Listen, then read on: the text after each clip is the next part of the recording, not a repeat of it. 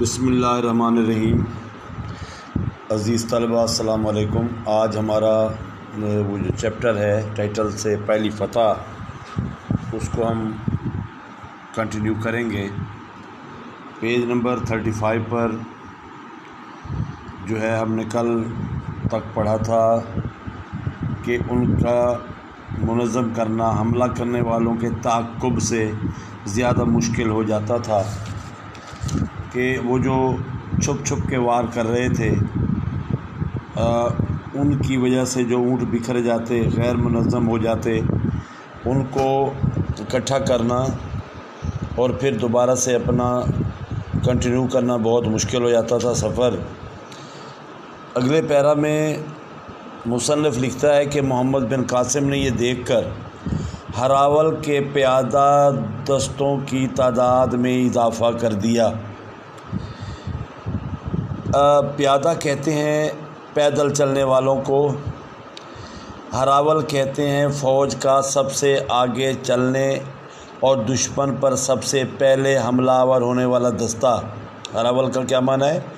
فوج کا سب سے آگے چلنے والا اور دشمن پر سب سے پہلے حملہ آور ہونے والا دستہ۔ پیادہ کہتے ہیں پیدل چلنے والوں کو، اور دستہ سے مراد ہے کہ فوج کا ایک حصہ، مخصوص اور محدود سپاہیوں کا گروہ، اس کو کہتے ہیں دستہ۔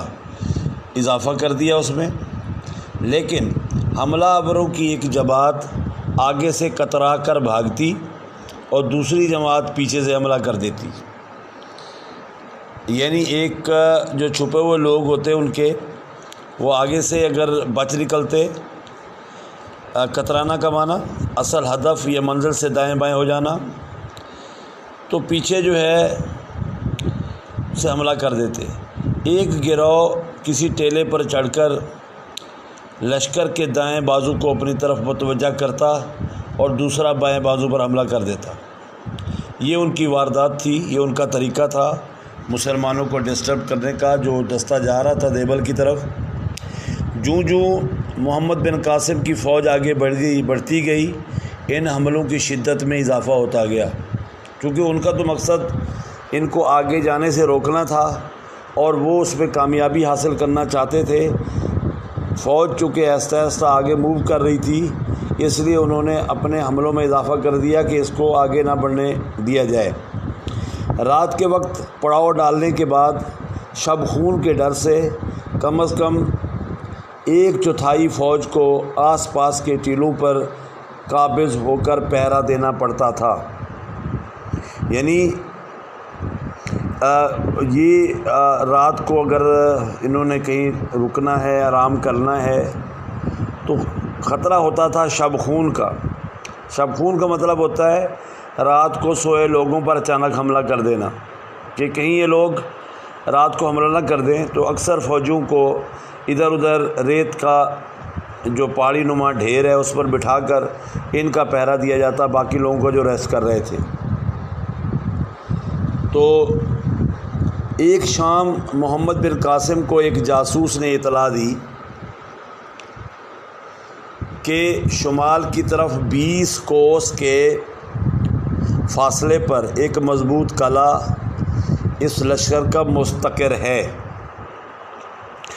مستقر کہتے ہیں ٹھکانے کو، مرکز کو۔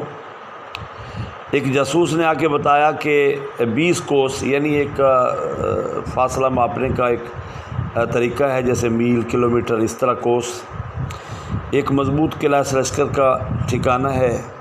محمد بن قاسم نے اپنے تجربہ کار سالاروں کی ایک مجلس شورا بلائی، کیونکہ حضرت عمر کا قول ہے کہ لا خلافت الا مشورہ، یعنی مشورے کی بہت اہمیت ہے، اور انہوں نے تو یہ کہہ دیا کہ خلافت بھی مشورے کے بغیر نہیں چل سکتی۔ تو یہ تو ایک فوجی حکمت عملی تھی۔ بعض سالاروں کی یہ صلاح تھی کہ اس راستے کو چھوڑ کر سمندر کے ساحل کے ساتھ ساتھ نسبتاً ہموار راستہ اختیار کیا جائے۔ کچھ لوگوں نے یہ مشورہ دیا کہ یہ راستہ چھوڑ دیں یہاں یہ لوگ تنگ کر رہے ہیں، اس کی بجائے کوئی اور راستہ اختیار کر لیتے ہیں۔ ہم اس قلعے سے جس قدر دور ہوں گے اس قدر ان حملوں سے محفوظ رہیں گے۔ لیکن محمد بن قاسم اس سے متفق نہ ہوا۔ اس نے کہا کہ جب تک یہ علاقہ دشمن سے پاک نہیں ہوتا ہمارا آگے بڑھنا خطرے سے خالی نہیں، چونکہ ان کی حملوں میں شدت آ رہی تھی۔ اس لیے محمد بن قاسم کے مطابق کہ اگر ہم نے ان سے فیصلہ کن جنگ نہ کی تو پھر ہمارا آگے بڑھنا بہت مشکل ہو جائے گا، بہت مشکل ہے۔ اب یہ مجلس شورا جو مشاورتی کمیٹی ہے، مشیروں کی مجلس ہے، یہ آپس میں فیصلہ ہو رہا ہے کہ کس طرح اپنا سفر جو ہے اس کو جاری رکھا جائے اور ان لوگوں سے کیسے نمٹا جائے۔ محمد بن قاسم ان سے متفق نہ ہوا کہ راستہ ہی چھوڑ دیں۔ اس نے کہا کہ نہیں، یہ تو طریقہ نہیں ٹھیک، ان سے پہلے نمٹ لیا جائے۔ تو یہ قلعہ ان کے دفاع کی اہم چوکی ہے۔ مجھے یقین ہے کہ اس قلعے کے فتح ہو جانے کے بعد دشمن یہ تمام علاقہ خالی کرنے پر مجبور ہو جائے گا۔ یہ اس کم سن مجاہد کی بات تھی، اور انہوں نے کہا کہ جب ہم ان کو یہاں شکست دے دیں گے تو یہ فرار اختیار کر لیں گے۔ دشمن کے جو سپاہی یہاں سے فرار ہوں گے وہ دیبل پہنچ کر ایک شکست خوردہ ذہنیت کا مظاہرہ کریں گے۔ بہت خوبصورت چال تھی اس کی کہ اگر ہم ان کو شکست دے لیتے ہیں تو یہ جو بھاگیں گے، جو لوگ جو مریں گے، جو بچ جائیں گے، وہ جب پہنچیں گے دیبل تو جا کے ہماری بہادری کے کارنامے سنائیں گے اور کس طرح اتنی بڑی فوج کو تھوڑی سی فوج نے شکست دی، تو اس کا اثر اس فوج پہ بھی ہوگا۔ تو ہمارا پہلا مقصد اس قلعے کو فتح کرنا ہے۔ اس قلعے کے فتح کے بعد اگر پہاڑیوں میں پھیلے ہوئے لشکر کی تعداد کافی ہوئی تو وہ اس علاقے میں ہمارے ساتھ فیصلہ کن جنگ لڑنے کی کوشش کرے گا، اور اس میں بھی ہماری بہتری ہے۔ میں سمجھتا ہوں کہ ہماری پیش قدمی روکنے کے لیے اس قلعے کے محافظوں کی زیادہ تعداد آس پاس کی پہاڑیوں پر منقسم ہے، یعنی تقسیم ہے، بکھری ہوئی ہے۔ میں آج سورج نکلنے سے پہلے اس قلعے پر حملہ کرنا چاہتا ہوں، اور اس مقصد کے لیے اپنے ساتھ فقط 500 پیدل سپاہی لے جانا چاہتا ہوں۔ انڈرلائن کیجئے گا، 500 پیادہ جو سپاہی ہیں محمد بن قاسم اپنے ساتھ لینا چاہتا ہے۔ یہ MCQ بن سکتا ہے۔ آپ باقی فوج کے ساتھ رات بھر پیش قدمی جاری رکھیں، آپ آگے چلتے رہیں، اور میں 500 سپاہی لے کے اس قلعے پہ حملہ کرتا ہوں۔ اس کا نتیجہ یہ ہوگا کہ وہ لوگ چاروں اطراف کا خیال چھوڑ کر آپ کا راستہ روکنے کی فکر کریں گے۔ چاندنی رات میں آپ کے لیے آگے بڑھنے کا راستہ زیادہ خطرناک ثابت ہوگا۔ اگر صبح تک آپ کو قلعہ فتح ہو جانے کی خبر پہنچ جائے تو آپ پیش قدمی روک کر میرا احکام کے انتظار کریں۔ اگر قلعہ فتح ہو جانے کے بعد دشمن نے کسی جگہ منظم ہو کر مقابلے کی ہمت کی تو میں قلعے کی حفاظت کے لیے چند آدمی چھوڑ کر آپ کے ساتھ آ ملوں گا، اور اگر انہوں نے قلعے کو دوبارہ فتح کرنا چاہا تو آپ وہاں پہنچ جائیں۔ یہ تھی حکمت عملی جو اس نے محمد بن قاسم نے ترتیب دی، کہ وہ چاہتا تھا کہ اگر آپ تو اپنا سفر جاری رکھیں گے، یہ لوگ آپ کو تنگ کریں گے، ادھر ادھر آئیں گے، میں ادھر پہنچوں گا قلعے پہ، اور اگر میں نے فتح کر لیا تو پھر میرے احکام کا انتظار کیجئے کہ نیکسٹ کیا کرنا ہے۔ اگر ان لوگوں نے اکٹھے ہو کے پھر آپ سے لڑنا چاہا تو میں کچھ سپاہی وہاں چھوڑ کر میں بھی آپ کے ساتھ آ جاؤں گا۔ ایک بوڑھے سالار نے کہا، مجھے یقین ہے کہ انشاءاللہ اگر اللہ نے چاہا آپ کی کوئی تدبیر غلط نہ ہوگی، لیکن سپہ سالار کا فوج کے ساتھ رہنا مناسب ہے، کہ سپہ سالار جو ہے وہ فوج کے ساتھ رہے۔ سپہ سالار کی جان بہت قیمتی ہوتی ہے، وہ فوج کا آخری سہارا ہوتا ہے۔ اگر اس خطرناک مہم میں آپ کو کوئی حادثہ پیش آ گیا تو، یہ ایک بزرگ سالار کی رائے تھی جو وہ محمد قاسم کو کہہ رہے تھے، لیکن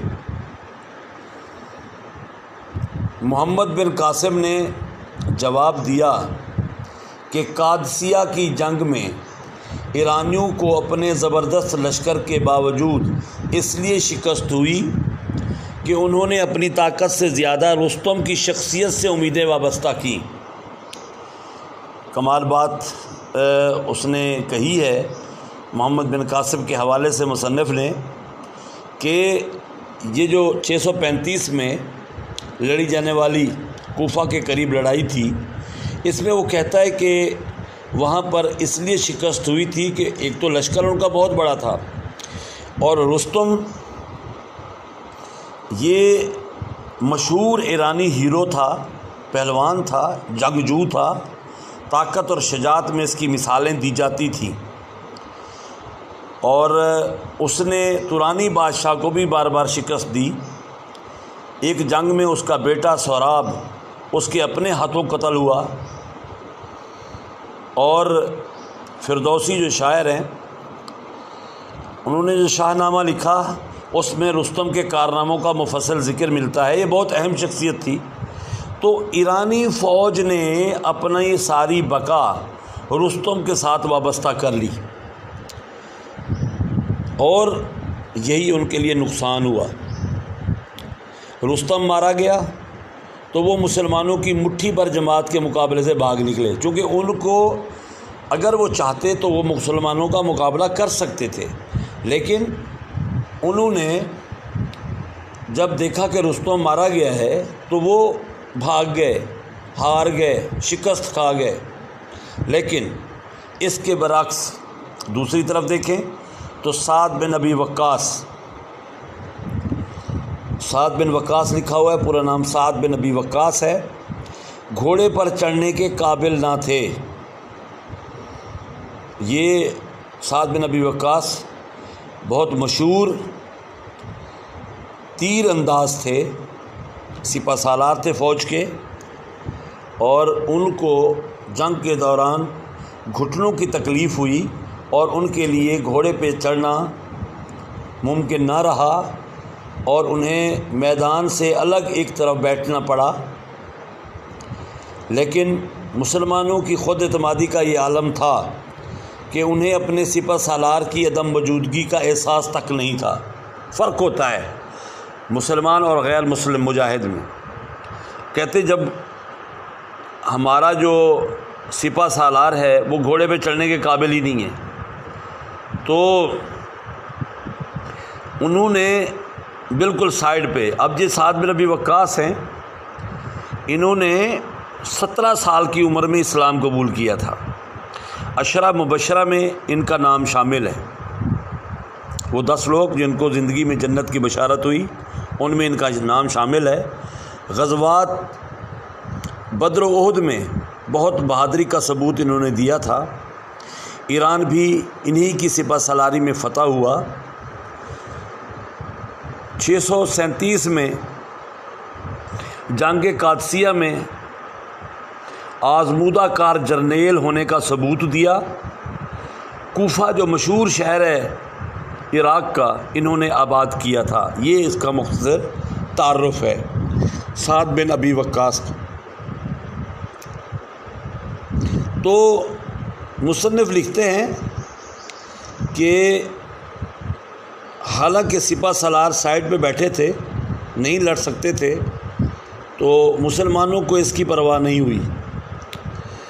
ہماری تاریخ میں آپ کو کوئی ایسا واقعہ نہیں ملے گا جب سپہ سالار کی شہادت سے بد دل ہو کر مجاہدوں نے ہتھیار ڈال دیے ہوں۔ ایسا کبھی نہیں ہوا کہ مسلمان سپہ سالار کو دیکھیں گے وہ تو شہید ہو گیا اور یہ ہتھیار ڈال دیں، شکست تسلیم کر لیں، ایسا نہیں ہوا۔ تاریخ اسلامی اس چیز کی گواہ ہے۔ تو مصنف کہتے ہیں کہ ہم یہ ان کے الفاظ ہیں محمد بن قاسم کے، جنہوں نے نکل کیے کہ ہم بادشاہوں اور سالاروں کے لیے نہیں لڑتے، ہم خدا کے لیے لڑتے ہیں۔ اور وَعَلَىٰ رَبِّهِمْ يَتَوَكَّلُونَ کی مصداق ہے، اور مومن کی علامت ہے کہ مومن وہ ہیں جو اپنے رب پہ بھروسہ کرتے ہیں، سپہ سالار پہ نہیں۔ قرآن میں ہمارے لیے اس کے احکام موجود ہیں۔ میں دعا کرتا ہوں کہ خدا مجھے قوم کے لیے رستم نہ بنائے کہ میں وہاں قلعہ فتح کرنے جاؤں اور وہیں شہید ہو جاؤں اور آپ شکست تسلیم کر کے بیٹھ جائیں۔ میں دعا کرتا ہوں کہ میں رستم نہ بنوں، بلکہ مجھے مصنع بننے کی توفیق دے، جن کی شہادت نے ہر مسلمان کو جذبہ شہادت سے سرشار کر دیا تھا۔ مصنع معروف صحابی ہیں، مصنع بن حارثہ، حضرت ابو صدیق کے عہد میں ایران اور عراق کی مہموں میں حضرت خالد بن ولید کے معاون بھی رہے۔ وہ ایک بار اسلامی لشکر کی قیادت بھی انہوں نے کی۔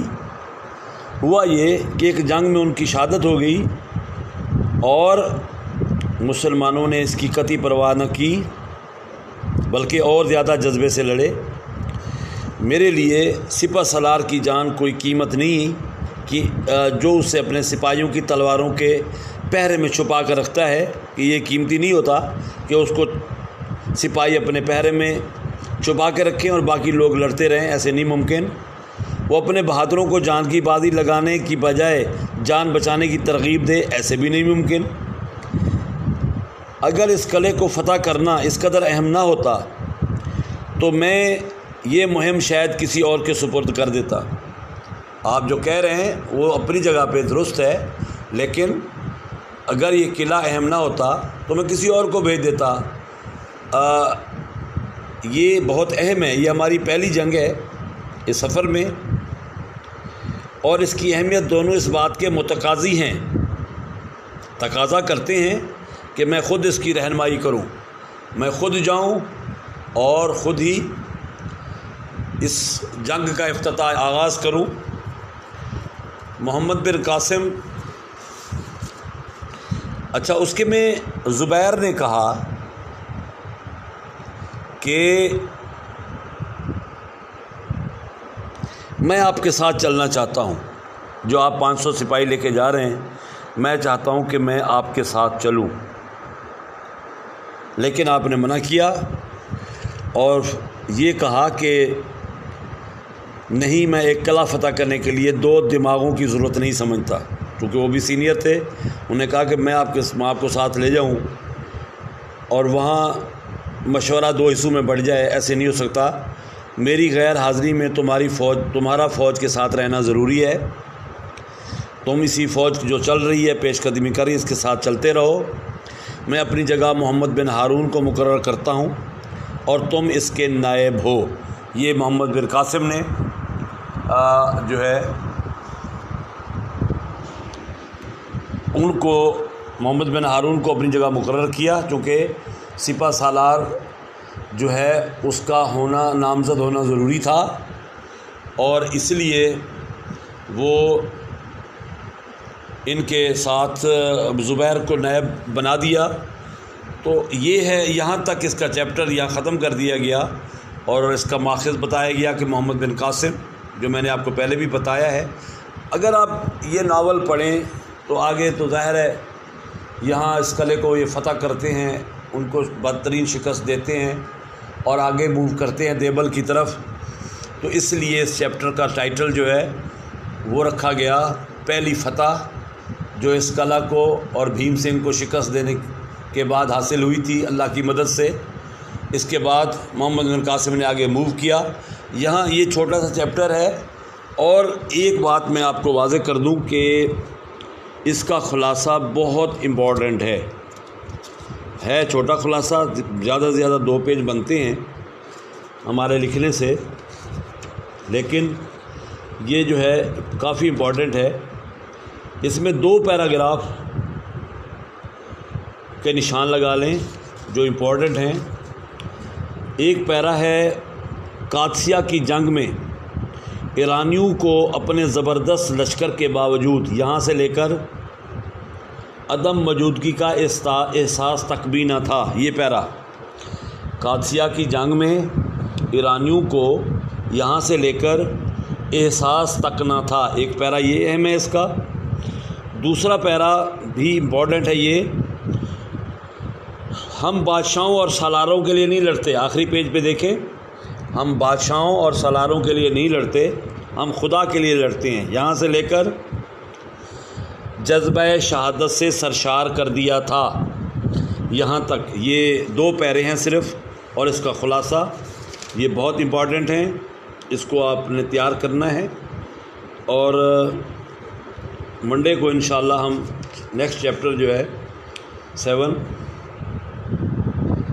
مرزا ادیب کا, اس کو ہم پڑھیں گے. آج کے لیے اتنا کافی ہے. انشاءاللہ پھر نیکسٹ ڈے ملاقات ہوگی. فی الحال اجازت چاہتا ہوں. اللہ حافظ. السلام علیکم.